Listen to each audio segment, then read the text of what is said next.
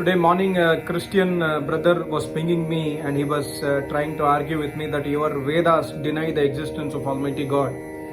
I was very surprised and he was again and again pouncing on me, saying that Vedas and Upanishads clearly deny the existence of God. In some mantras it says God is existing. In some mantras, Rigved says God does not exist. So Vedas are not correct. That was his message basically. I did not want to make a video against any of the religions, that's not a business, but of course it's my responsibility to give an answer and also to you people to understand the universe creation, because this person was telling me that the Nasadiya Suktam 129th Sukta 10th mandal of Rigveda clearly says that Almighty God does not exist. So I want to make a small video to explain to you on how the mantra is explaining about the initial state of universe beautifully. And of course, I'm going to explain to you from the book called The Vedas Divine Light, written by my Acharya Swami Ram Swarup Yogacharya. It's really a beautiful book. More than 500 topics are there in this book. You can order it from vedmandir.com website.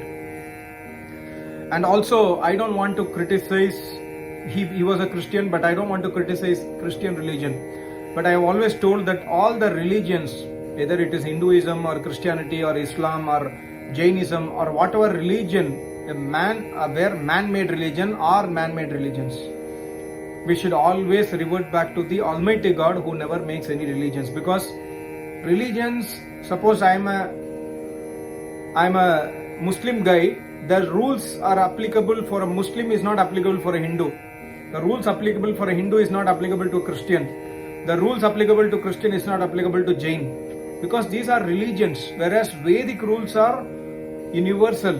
Everyone has to obey. Of course, it's Almighty God's order in the Vedas that we have to obey the Vedic orders, otherwise Almighty God will give us punishment. So Almighty God, Vedic rules are universally applicable to all the human beings. It is not for Hindu, it is not for Christian or Muslim.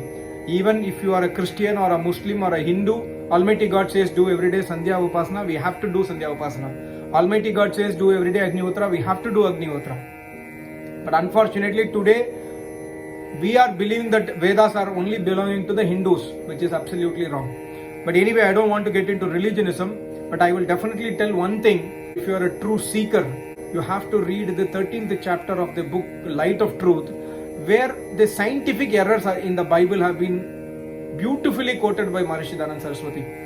Then we will understand whether this book could be of God origin, divine origin or not.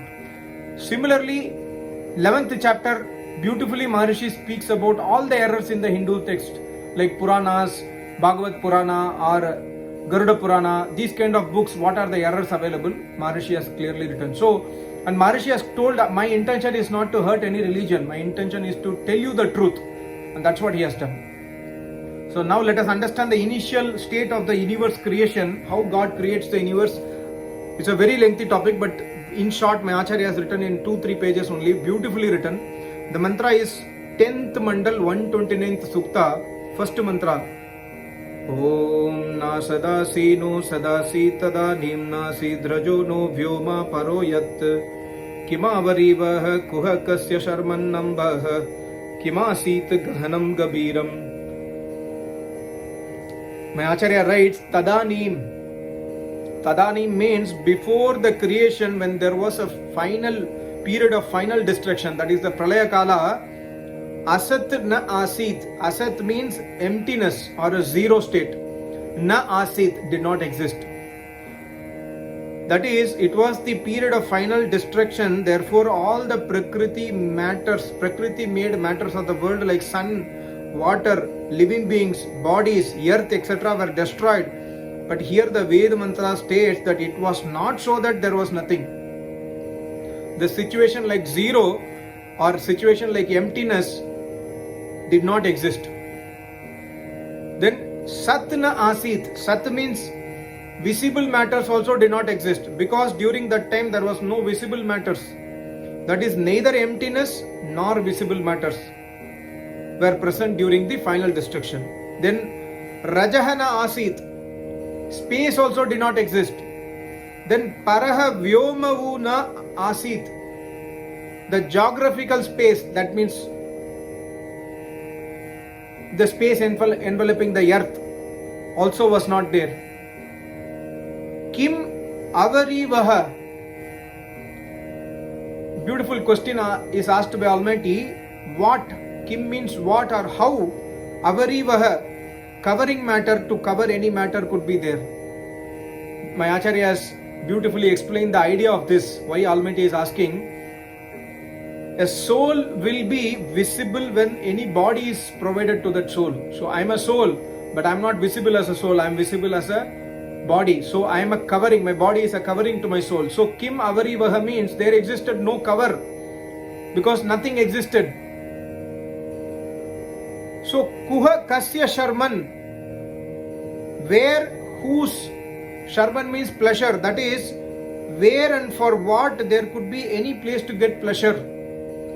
Gahanam Gabira, deep and effective for all the concerned. Ambaha, water also did not exist. Na Kim Asit. Then how could there exist deep and effective water? Deep and effective water means all the living beings need water to survive and even to grow crops, etc. Therefore, water is called as deep and effective water. Then further the mantra number 2 states the same sukta. So see how beautifully Almighty God is describing the pralaya.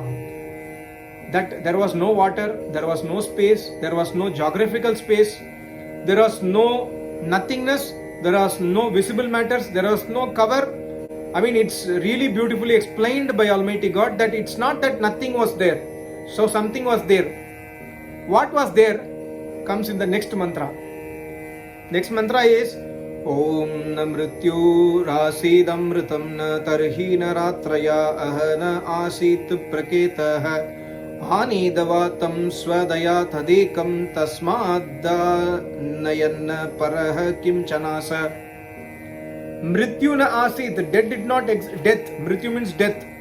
Na asit, did not exist. That is, during the period of final destruction, death did not exist.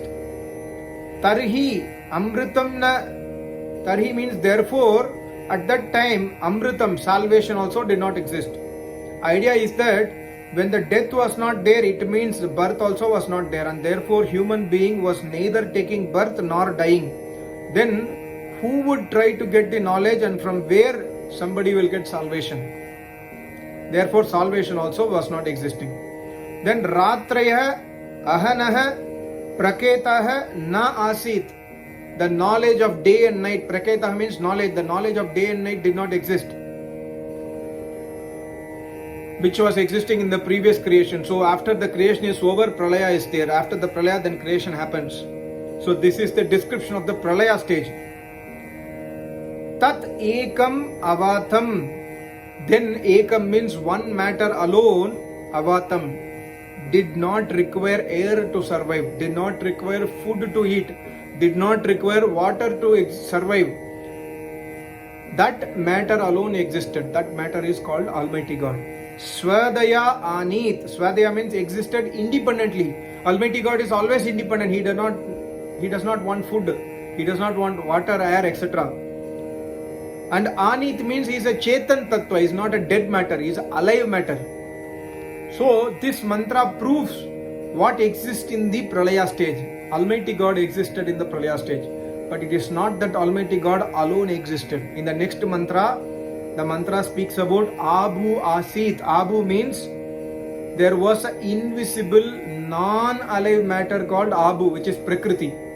So in the Pralaya stage, Prakriti was existing, Almighty God was existing, and unlimited souls were existing, waiting for the creation to happen so that they can take birth in the bodies.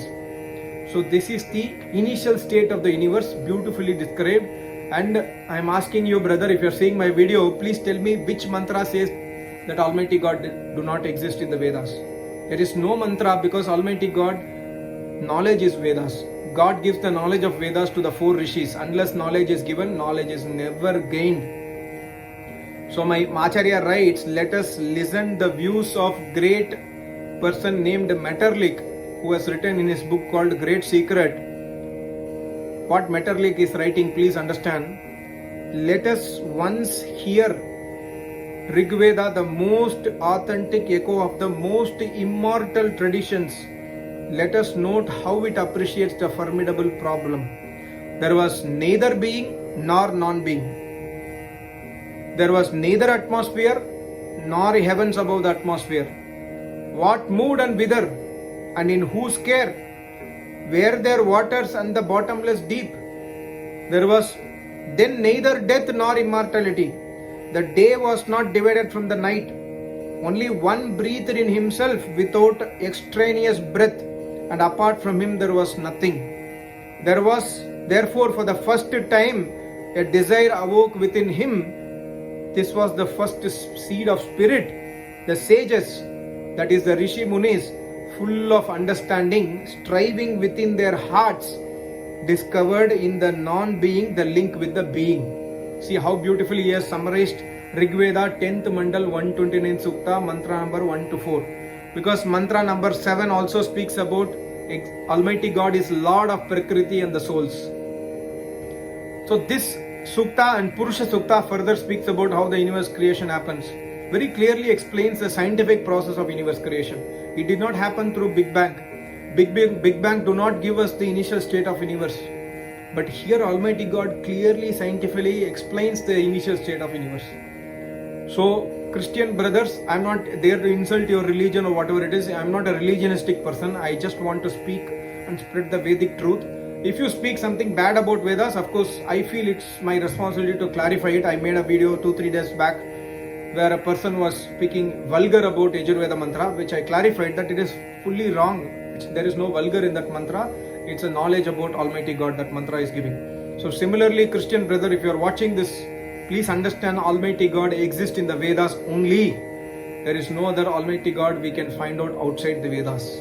Thank you so much. Namaste. Om.